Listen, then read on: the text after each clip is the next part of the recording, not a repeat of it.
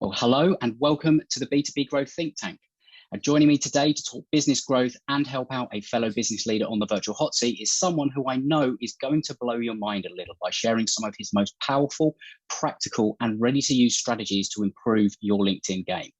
Now, using these strategies, he's helped clients in dozens of different niches book tons of new sales appointments on their calendar, explode their growth, and drastically increase their revenue through implementing social selling funnels. He's a SaaS entrepreneur who's bootstrapped his way from $0 to $6 million in ARR in just 17 months by creating the world's safest software for LinkedIn automation, Expandy.io. Now, LinkedIn is booming right now. There are tons of opportunities to generate leads and win business, but only if you play your cards right, because the rules have changed. It's not a numbers game anymore. Whether it ever really was, who knows? And you have to have the right strategy to fit today's realities if you want LinkedIn to work for you. So as my guest not only has the strategies, but gets to see all the data and the success from his clients, I'm excited about the prospect of getting some seriously powerful takeaways today, and honored to welcome Stefan Smulders to the show. Stefan, how are you doing? Hey Adam, yeah, I'm doing great, man. Thanks for the really cool introduction. And it's a pleasure for me to be a guest on your show. Absolute pleasure, and yeah, I've been looking forward to this one because I'm a bit of a sort of a techie geek and a marketing geek, and LinkedIn is one of the things I find really powerful for a lot of businesses. But what I'd like to do first is I'll kind of deal with what may be the elephant in the room, because you run a SaaS platform that runs automation software on LinkedIn. And there are some places where people say that automation on LinkedIn is wrong, or, I mean, it does go against the terms of service and that kind of thing. So could you sort of cover that first piece first? And maybe before we dive into some of the strategies and tactics that your software helps to enhance rather than replace, what is it that the automation does and how can people use it?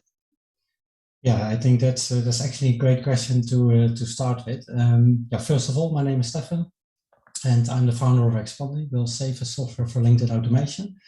Yeah, as we all know, LinkedIn is really booming with about 700 million active users at the moment. And it also means that it can be a gold mine if you indeed play your cards right. But let's be honest as well, there are more than 400 third-party apps which can automate some repetitive tasks on LinkedIn. Most of these tools, they are actually designed for single users, and they are Chrome extended, which means that you always have to open your laptop and that they can indeed run some interesting automations. But the disadvantages of most of these tools is that if they are designed for single users, beside the fact that you always have to open your dashboard and as soon as you close it, the automations will stop. And mostly of the times, that's not a problem if you only have to run one action or do a profile visit or making one connection. But as soon as you want to do intelligent outreach with multiple sequence steps to really act like a human, then the challenges came in. Especially if you want to run, for example, split tests, because you want to test the approaches you designed to see which one's converting better.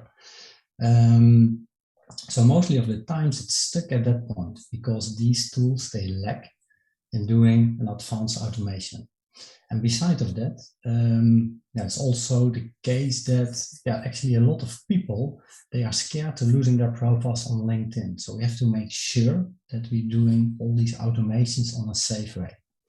And I think, Stefan, just before you sort of continue, in case anyone's listening and sort of thinking, okay, what sort of things are automated, or maybe they've sort of tried things in the past, but I think what we're sort of talking about really, and what we're hopefully going to help people see a different way of thinking is that I referred it to it in the introduction. Like, LinkedIn is not a numbers game, and I think a lot of the automation softwares were pushed and marketed on the fact that you could literally just get a list of people, stick a connection message in, send a message, get them to accept that request, and then automate sort of, just messages that were very sort of generic and would just sort of follow up and weren't really very personalized. They didn't really have I mean, maybe back in the day when it was new, it sort of had the desired effect, but people are a lot more tuned into this now. And there's a lot of backlash around the spammy sales approach and what a number of guests I've had on have referred to as the leg hump approach and all that kind of thing. Because if you're thinking LinkedIn automation to just enhance that side of things, that's when you're going to get into trouble, isn't it? Correct. And that's actually also the point, because people are used to doing outreach on LinkedIn on a certain way for many, many years. And let's go back to the early days, maybe beginning 2015. That actually works, the simple outreach and automation, because nobody ever did that before. But because that so many people are acting the same way, it feels automated. A first name, I came across your profile, I see you working as job title, super cool, let's connect. These templates and these approaches are overused and outdated, and that became also because too many people are approaching on the same way. So the platform becomes too spammy. And actually what LinkedIn is doing at the moment is that they will kind of flag the behavior of the user, and they limit the amount of connection requests people can send. So that means that if you want to stay on the platform, you have to change your approach. So it's not that common anymore that we can all keep on going with approaching people and seeing LinkedIn as a numbers game, and there will always be an outcome. That's actually how it was before. If I put enough people in it in the beginning, there are always a couple ones who reply or will engage with your approach. But let's I mean, it used to be that you could, chuck out, 200 connection requests a day and all the rest of it. And LinkedIn is fairly recently really, really sort of throttling down on a lot of that, isn't it? Yeah. Because of the nature of how people have maybe taken, I guess, the way that LinkedIn wants its ecosystem to be, its environment, its platform. It's a networking platform. It's not a direct selling platform necessarily. It's sort of to connect, isn't it? It's to engage with people. It's to build value and all that kind of thing. And I guess when you think about it from the perspective of LinkedIn, they don't want their platform to turn the users off, because ultimately that doesn't help them. So I guess this is almost sort of thinking, what are the rules that LinkedIn want you to play by? And how can you use and create a strategy that sort of goes along with what LinkedIn want their platform to be? And then maybe how can you use tools out there that can actually just streamline the process or make it a little bit easier, which is exactly what you guys do. Yeah, if you, for example, look to the SSI score, that's actually how healthy is your profile, and it will also explain what LinkedIn actually wants you to do. And approaching people or connecting with people is just one single pillar.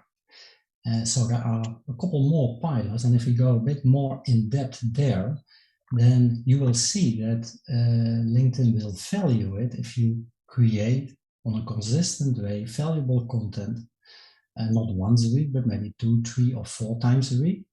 And that can also be a nice starting point to engage with people who like or commented on your posted or created content. Another thing what LinkedIn wants is that you're going to create events. And we saw that since the COVID kicked in that actually everything happens online. So virtual events and online webinars, but you can host these ones in a simple way on LinkedIn. And if you're going to search for people who want to attend your event, then LinkedIn actually wants that you're going to engage with these kind of people, because you have a lot in common. They are interested, they are attending your event, and then you can actually make warmer introductions. You will achieve a higher acceptance rate. So at the end, it has more to do than only connecting with people on LinkedIn. And that was unfortunately what everybody was doing before.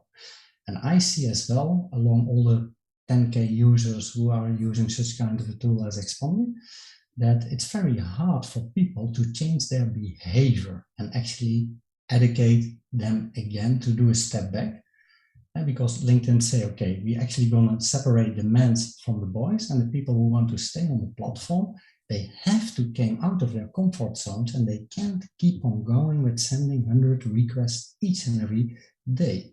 So therefore they limit it to 100. So it means if you want to get advanced of outreaching people, you have to personalize more, and then not only with the first name or last name, but it starts with the targeting, to find your target audience. And you can do that on much more intelligent arrays than doing a simple basic on Sales Navigator search with, for example, 2 filters, the location and the job title. So you have to dive a bit more in depth on how to find these people and make sure that it's actually kind of a sniper targeting where you find a smaller audience, but the ones who are more engaging with your own approach. And I think it's certainly, I think that the way LinkedIn is trying to move things and the way that they're looking to direct, people using the platform in a particular way, it's going more and more towards, I guess, what it's like interacting in the real world. And it's a networking platform. It's a relationship building platform. And if you think about it in a way of, you wouldn't go to a networking event and go up to every single person before you've even found anything about them and say, here's my business card, call me, I want to sell you something. Yeah. But that's what people are doing on LinkedIn, that's what they have been doing on LinkedIn. And I think that's what they have recognized. Maybe, some people will say it maybe not quick enough, but, maybe they've allowed it to sort of go and, in that way, and, to get users up, and, depending on your point of view, that may or may not be true. But I think now they are starting to realize that actually, yes, they do need to start to police this a little bit more. So we talked a little bit about what doesn't work and maybe what historically works. So what's a strategy that you see working today on LinkedIn? And let's start from sort of the conceptual level. So we're not thinking numbers, what are we thinking? And then maybe some examples of the type of approach that people have used, and then maybe how the tools that you provide people enhance that strategy. Mm-hmm. Yeah, I think along all the strategies I've played around it and tested out myself for the past couple of years, I see actually the best results with 2 different types of strategies. They are actually very easy to execute, but it starts with searching for content. If you're going to the basic search bar in LinkedIn and you're going to search by hashtag on a business related topic, then you can afterwards select posts, and then LinkedIn will pop up relevant posts to the content you put in the search bar. And if you find a post with a lot of engagement, so people who are liking and commenting on that specific post, that can be a great starting point to engage with these people. And for sure not to immediately send an appointment link in your connection request, but you have a common reason to connect these people. And it means that if I found a post of yourself on LinkedIn, and I'm going to approach all the people who like and commented on your post. And it makes sense on a soft way to connect with these people. Hey, Stefan, I'm also a fan of Adam's post about these business growth topics, X, Y, Z. Seems we have the same interest. Let's connect. I've executed this as a starting point more than 100 times myself along all the accounts we are managing in our team. And I never ever achieved a lower acceptance rate than 60%, and sometimes up to 82%. And just for context, Stefan, like the average acceptance rate, do you have any data on that? Yeah, it depends on a lot of things, of course, but I think if you are able to achieve a 33% acceptance rate, then that's actually a nice number. But still, that could be very hard to achieve. Well, I mean, we're talking double, just sort of by taking this approach, aren't we here? Yeah. And it does make also, sense, doesn't it? Because I like what I like about just the thinking about that strategy.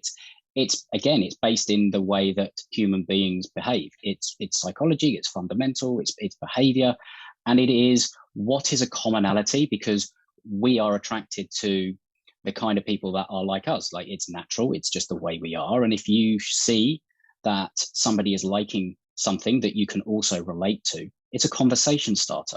And I think that what I love about, just the small part of the strategy that we're hearing about here is focusing conversation starters rather than maybe the other ways that people have been trained as, let's just get the attention and, try and sort of pitch. It's like, hey, I'm here to network. I see you and I have a shared interest, ideology, whatever it may well be. Exactly. Let's connect and continue the conversation. Like, it's very non-invasive. It's very non-threatening. Yeah, what people expect these days is that if you send them a connection request, they are already waiting for the attack, for approach immediately after connecting. So if you can avoid that, then it will already be a win in comparing to the other 40 or 50 messages they receive each and every day.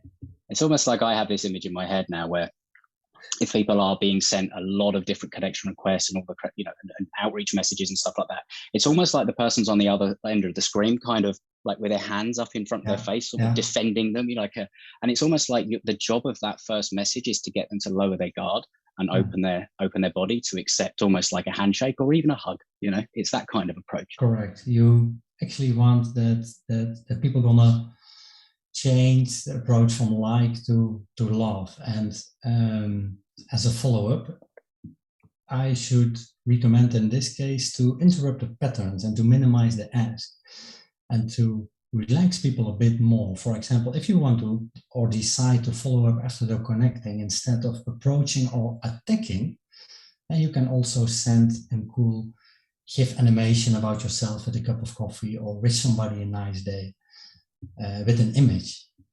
And I see as well that if you use such kind of a personalization and a different way of engaging with people, that the replies are changing from like to love.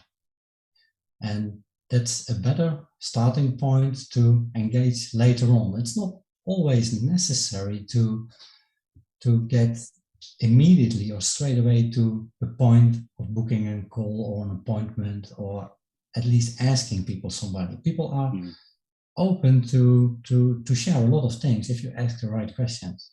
And if you drop a lot of fun in it, and that can be easily done with a nice image or a GIF animation about a common business topic. And then I see from all the campaigns we are running ourselves that people are much more open to engage and to reply on a nice way instead of no interest. And have you got any sort of insights into how important then it is, because to really have your profile optimized, your headline optimized? Because when somebody, I know from my perspective, when somebody sends a connection request, one of the first things I do is, before I actually accept it, depending on the nature of the request, I'll click on their profile and I'll have a look.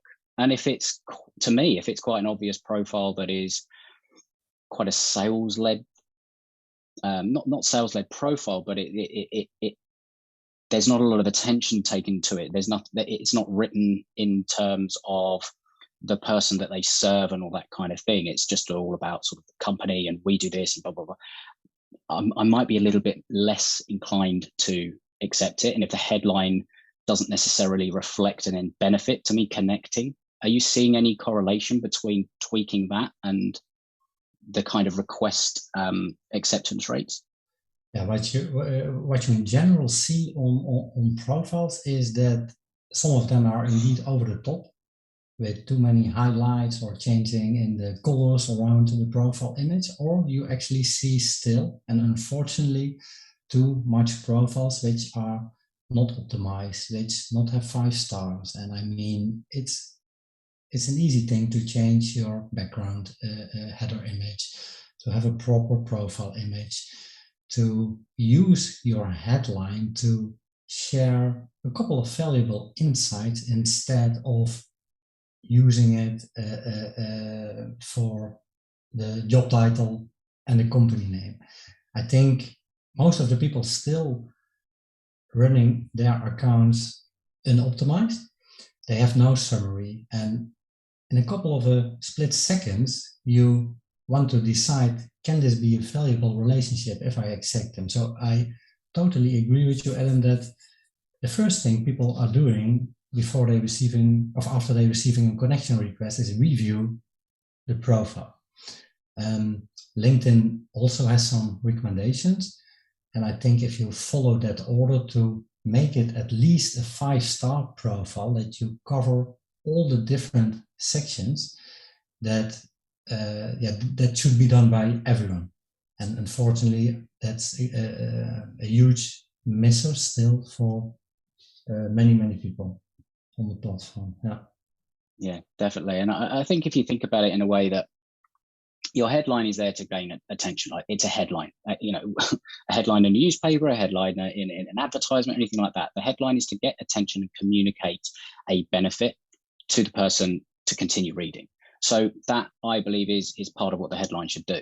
And if you think about it in a way that when you're reaching out to connect with people, and I think this is where a lot of the things, a lot of the approaches have been wrong, because people don't realize that this is the actual way that people use LinkedIn, that they look at the connection request and they'll look at the profile and all the rest of it. So you don't actually need to lead in with the full kind of, right, here's what I do, blah, blah, blah, blah, buy my stuff, because you can make a compelling offer in a headline and then talk about it a little bit more and bring out the benefits of either working with you, being connected with you, all of that kind of thing, to make it more enticing, more likely that that connection request will be accepted. And then combine it with a kind of strategy that you're talking about here, which is all about finding a way to start a conversation, and a different way of starting a conversation. You are setting yourself up for a higher level of success. And LinkedIn itself will start to take notice of that, because I don't have the data, but it's sort of anecdotal and talking with other people. The more you don't get things accepted, the more LinkedIn kind of looks at you and doesn't like the way that you're doing things, and it can affect you in all sorts of other different ways as well. Definitely. And have a negative impact on your entire sort of experience of the platform. Totally true. So talking of the automation side of things, how does what you guys do at Expandy help people to sort of use this kind of conversation starter strategy? How does the tool help people use this in a way that enhances the strategy that people couldn't necessarily do without it? Yeah, beside the fact that it is a huge time saver for people, especially for the ones who are very active on LinkedIn, I think Expandy differentiates itself to execute intelligent strategies. And for example, if we're going back to the point on how to find people on LinkedIn, there are, of course, tons of different ways. I can run an intelligent sales navigator search, but actually I also can use other scrape tools like Phantom Buzzer or TextOut to find my audience on other social media channels, for example, a Facebook group. And if I run their automation, then I can export a CSV with email addresses, and I can easily convert them to LinkedIn profiles. And in Expandy, you can upload such kind of a CSV with LinkedIn profile URL from any other resource. And mostly of the times, these kind of searches are more hyper-targeted. Posts. LinkedIn is full of content, and I think at the moment the #1 place also to share and engage with content. So it's actually very easy to find valuable content which is related to your own business topic. And with a couple of simple mouse clicks, you can import and scrape each and every post on LinkedIn. It can be your own post, maybe from an industry leader or an influencer, but also a post from a company page. It could be maybe a competitor. it can be very interesting that if your competitor has some valuable company posts on their LinkedIn with people who are engaging, that audience might be also interested to learning more about your approach.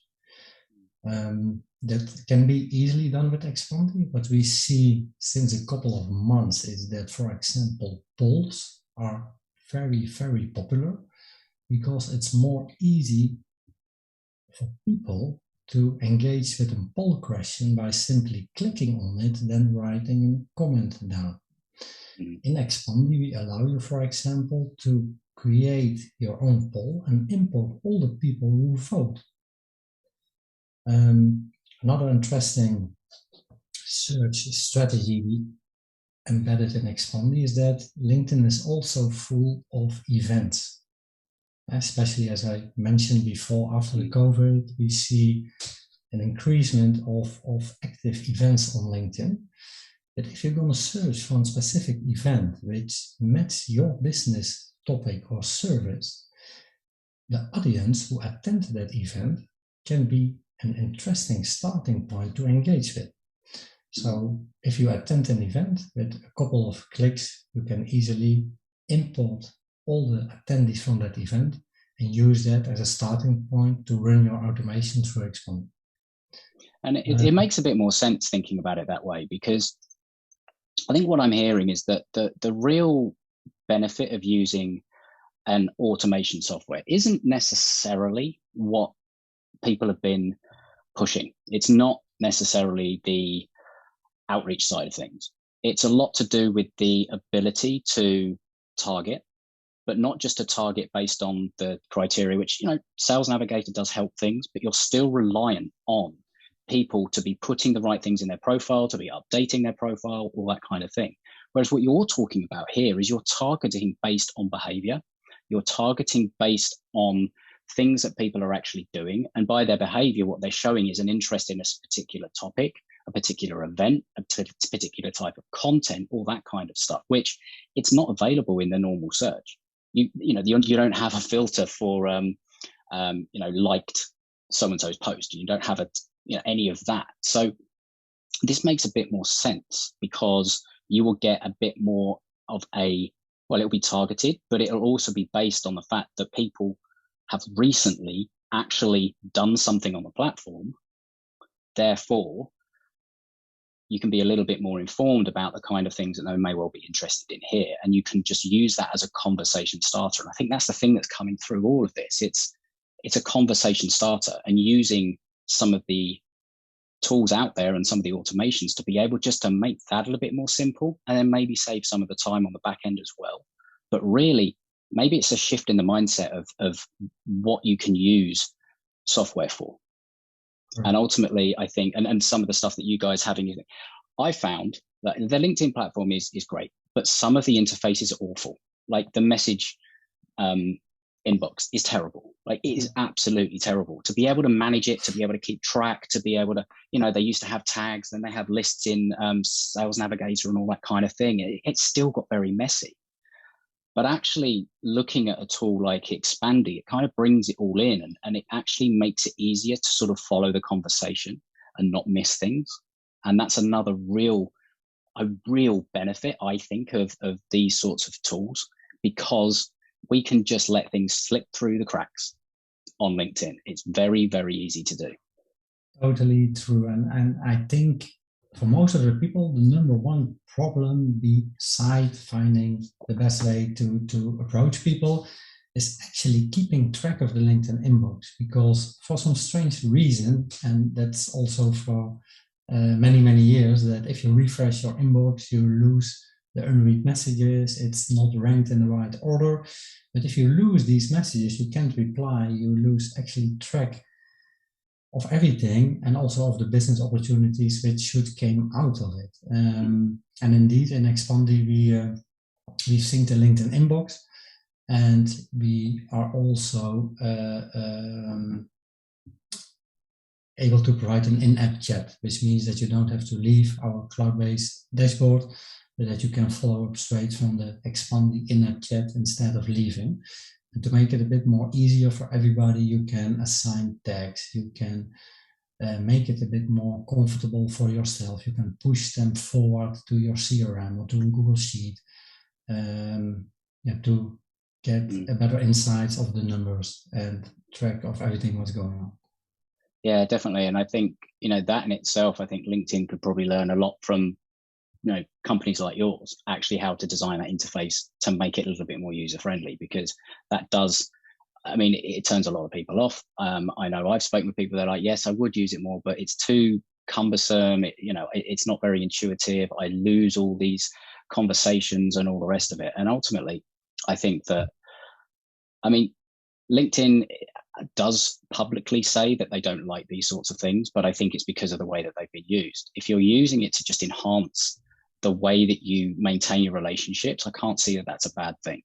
I can't see that that is necessarily something that would be viewed as negative if you are making sure that you maintain positive and valuable contact with people that want to hear from you and you want to be in contact with. I don't see any issue with that. I think the issue is, as we covered at the beginning, the spamming approach, the numbers heavy approach, people being just rude sometimes. I think, people can be rude. And I think that if there is a way to help people manage their time on the platform, and again, from personal experience through the whole COVID situation, I haven't been as active on LinkedIn as maybe I have in the past because some of the challenges on my time, but also just losing track of conversations, losing track of things that have happened. And I think that being able to have something that actually allows you to almost visually see a flow of a conversation and visually sort of help to either start a conversation or continue a conversation or re-engage a conversation, because I think that's something that we don't always do very well. We have a conversation, we send a message, it goes a little bit quiet for a few days, and then it gets so buried. There's no reminder. There's no, oh, right, what did I need? Unless you are very, very good at tracking it on a spreadsheet or something like that, which is, again, time consuming. Correct. And again, it's also a hard one still from what I see along our users to follow up on the right time if people reply. I think there's a lot to win as well. If people are open and engage on a conversation to follow up on the right time. And I think there is a place for automation, and I think we spoke about this before we sort of had the record on and all the rest of it. But I've had a bit of a kind of a shifting relationship with the idea of automation. I've used it in the past, but probably did it in the wrong way. Guilty. Hold my hands up, that kind of thing. And then I went completely the opposite. I was like, very much no automation. Let's do it personalized, etc., etc. And I think that there is a happy medium, like with all these things, that you kind of find the balance. Mm-hmm. And I think that if you view it as a way of being able to really save yourself some time, but also manage the conversations, and it's almost like, can you find ways of identifying the right kind of people with the right types of potential problems and issues that you can add value to? Tick in my box. Use tools like this for something like that. And can you use it to simply start the conversation? But then once the engagement is there, I think people miss this bit. It's like, that's when you take over as an individual. Like, that isn't where you then just sort of allow a funky sequence in the back end to do all the rest of it for you. You then have to actually engage. But it will make it easier to spend attention on the right time to the right profile. So in terms of success rate, it will increase definitely, even if you not focus that much on approaching a lot of people, but just using it actually as a CRM or a dashboard to keeping track on everything what's going on, and then not only the inbox, but also in terms of metrics, how many people I approach, how many people accept, how many people engaged, and how many people replied. It are actually nice and needed numbers to know to design an even better approach the next time. And also, if you think about it, the amount of time that you could potentially save with that, like the time that you are spending on an individual is then focused on adding value to an individual, whether it's through the conversation and moving it off, or the time that you would maybe have spent sort of sending out some of the connection requests, sending out some of the messages and all the rest of it, that has been streamlined a bit with software like Expandy. You can actually use that time and actually use it to fulfill what LinkedIn wants, that is add value onto the platform. Like, if you're spending 30 minutes a day, an hour a day doing the outreach side of things, which is very manual and all the rest of it, you could be spending that time each and every day creating content that adds value to the platform and therefore serves LinkedIn, serves you, serves your customer. I think that's a kind of a better way to look at it, that you're not trying to replace yourself. You're just trying to, I guess, optimize the use of your time and your value. Yes. And I think that is a really nice way to see how you would use the kind of tools that we're talking about here. So really fascinating. And I hope that sort of shifted the way people see not just the idea of automation, but then how to use that to enhance a more informed strategy in today's sort of a LinkedIn arena. So what I want to do now is move on to the virtual hot seat section of the show. So for those who are new and haven't heard this section, this is basically where Stefan and I will be responding and brainstorming some ideas, solutions to a listener challenge that has been sent in. And sometimes we'll help them come up with solutions. Sometimes, as I've started saying, we will help them ask themselves some better questions to help them maybe come up with a solution themselves. So today's virtual hot seat challenge is: I've developed a SaaS software that helps businesses generate more social proof by automating the way they capture, generate, and publish customer success stories and case studies using an AI-powered virtual agent to interview customers. It then creates multiple sales assets, marketing, and content assets that they can use throughout the entire buyer's journey. My challenge is, though, I'm in a bit of a chicken-egg situation. I'd like to go to market by licensing the software to marketing agencies and other businesses where digital marketing touches some aspect of their service delivery to help them expand their offerings and grow their revenues. But I don't yet have enough high end user feedback to validate the product, and that product will have that demand that I expect. So any thoughts on the direction I should go at this point? Now, you are a founder of a SaaS company, and I can imagine you have got a lot of experience, obviously, of this, but maybe some thoughts on some of the first things to think about. Definitely, and I think it's an interesting topic to discuss, because for the many SaaS founders around, this is a common challenge. You have a great idea, you design the product, and then the next step is how to market it, because you want to spend all your time on it, you want to make a living of it, and even better if it's possible.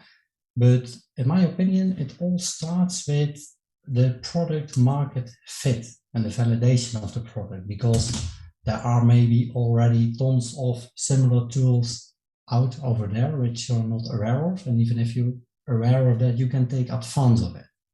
So if I replace it, exactly the same case study as what we did with Expandy, we bootstrapped Expandy as well, and we launched it mid-November 2019 on the global market without any budget on marketing or paid advertisements, unfortunately.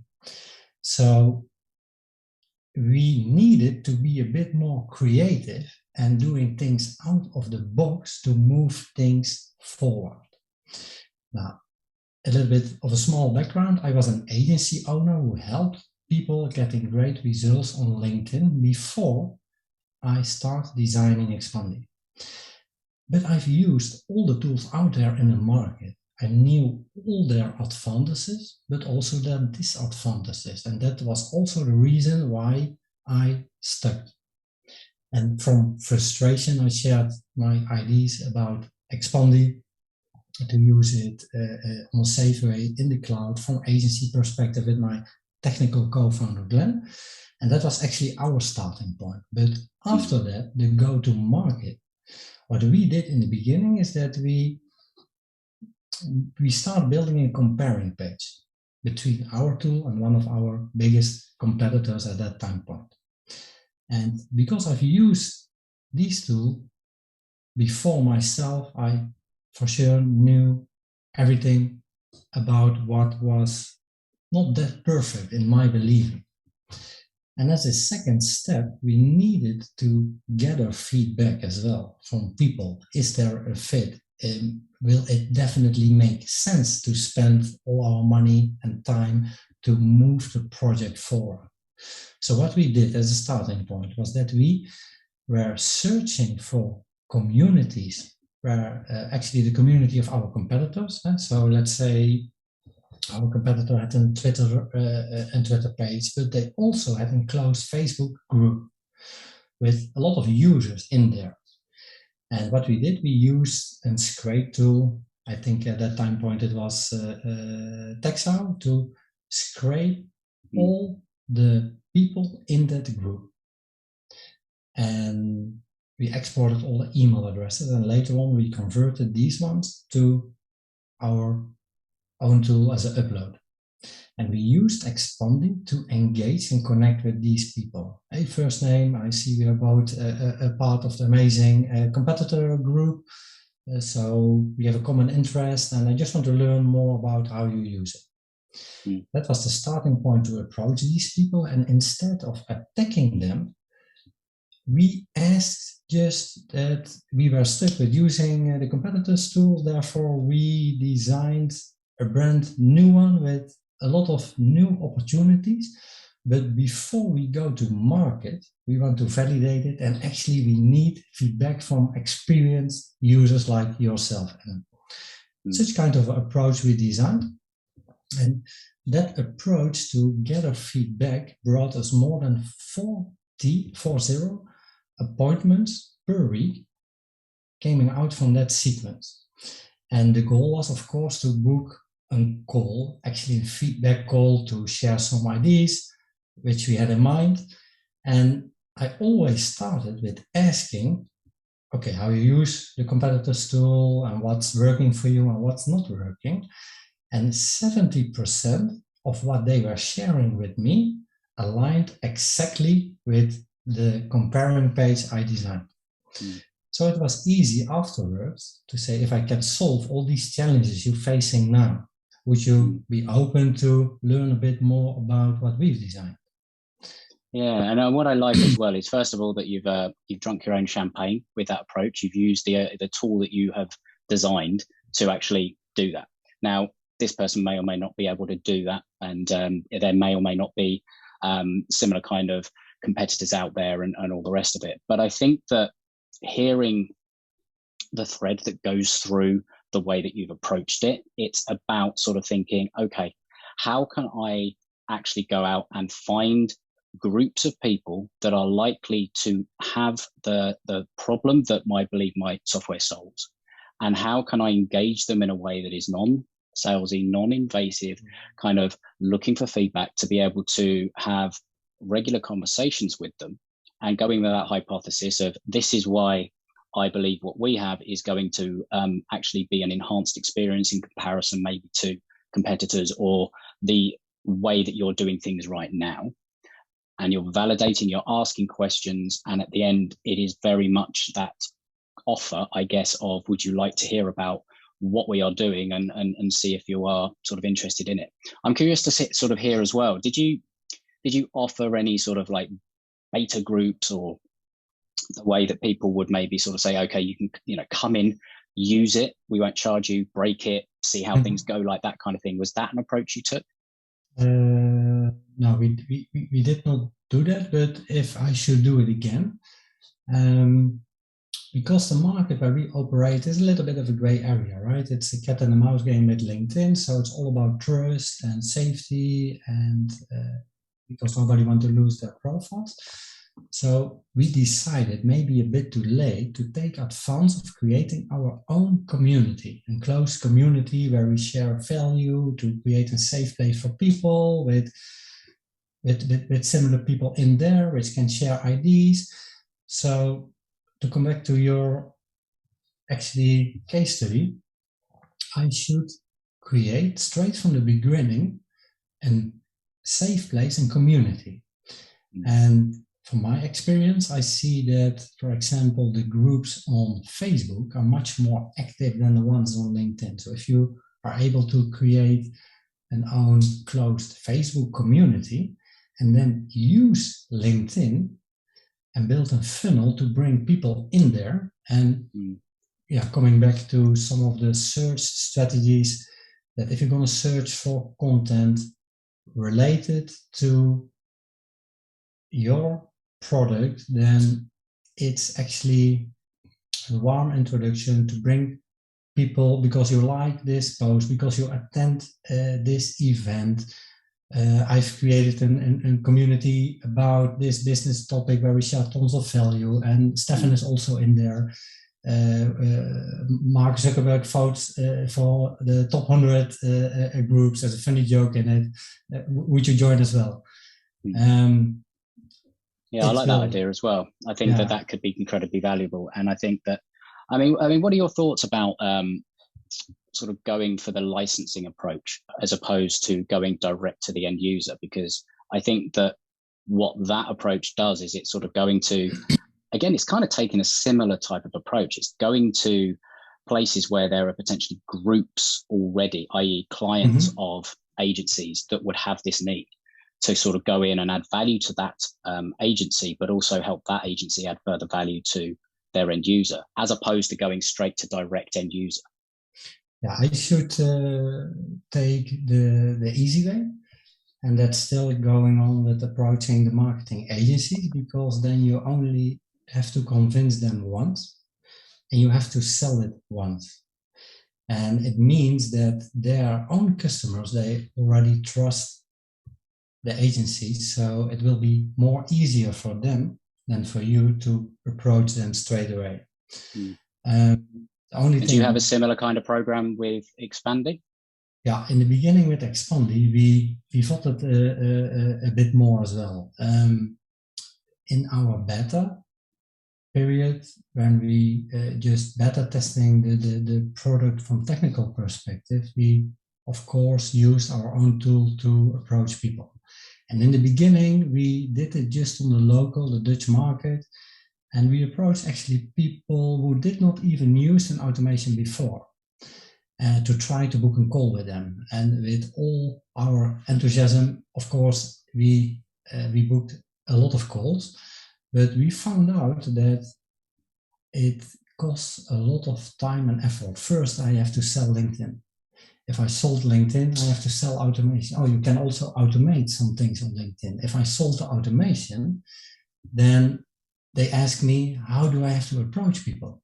What's the best way to do that? Can you educate me? So we found out that it was, for us, a no-go to scale fast. So therefore, afterwards, we decided, let's actually find similar customers as I was myself. Growth hackers, LinkedIn agencies, actually people who are already in love with LinkedIn, who already use automation, and who already know how to build strategies. They only need the trust, and we have to fill the gaps with the problems they have now. Yeah, so it's kind of like who has people that are closer to the buying pocket? I've heard that term.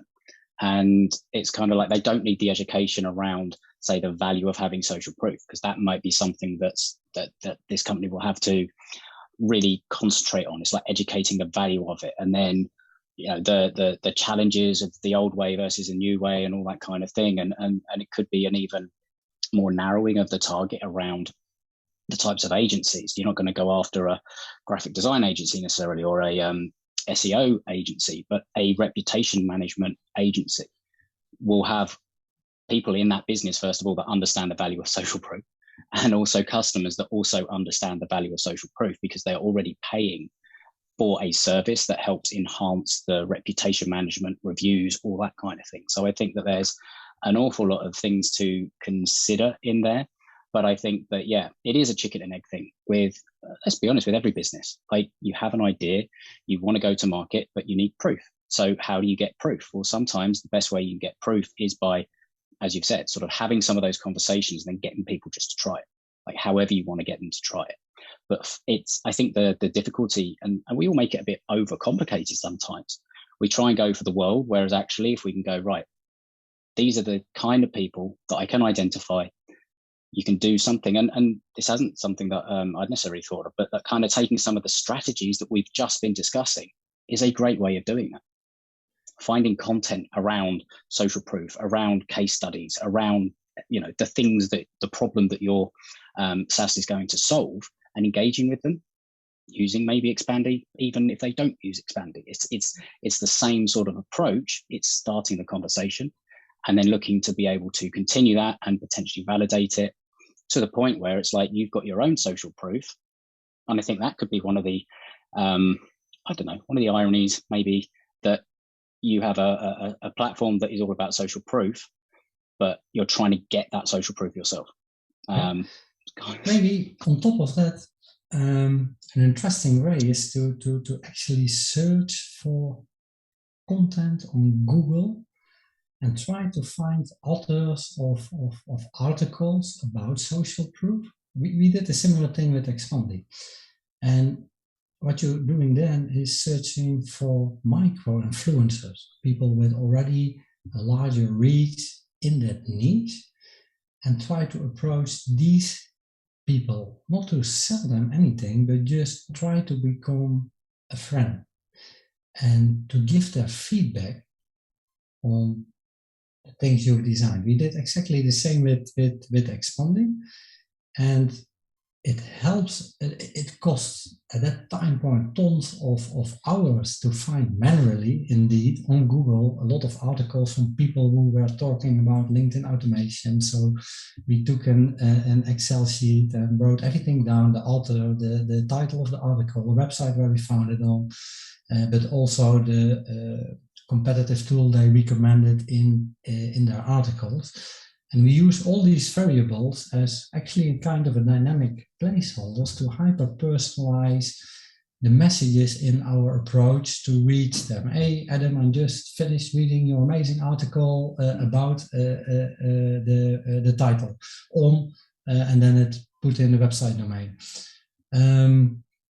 What we saw is that if you're doing that the right way, that these people are definitely open to bring new content and new ideas to share with their own community.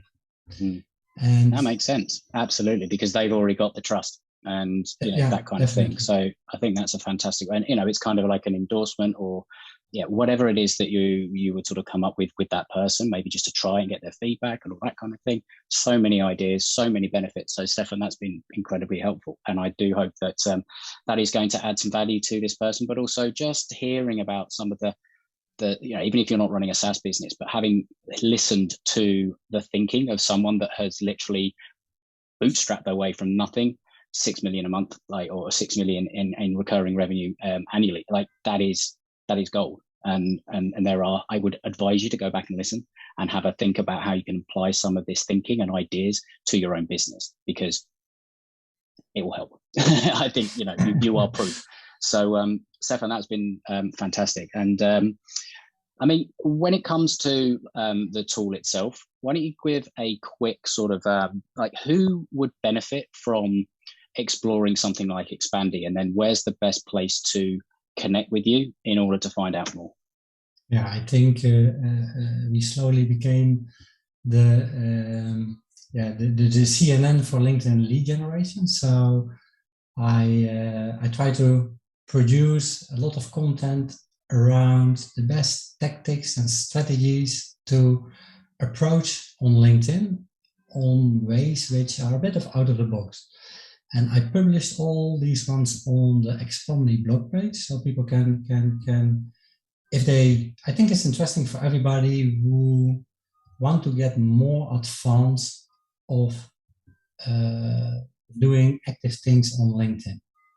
So even if they not want to use any type of automation, all these insights and tactics, they could be also very interesting to help you give some inspiration or moving forward and making better decisions. And these ones you can all find on expandy.io/blog. It's really full of in-depth content. We have more than 50K unique blog readers per calendar month.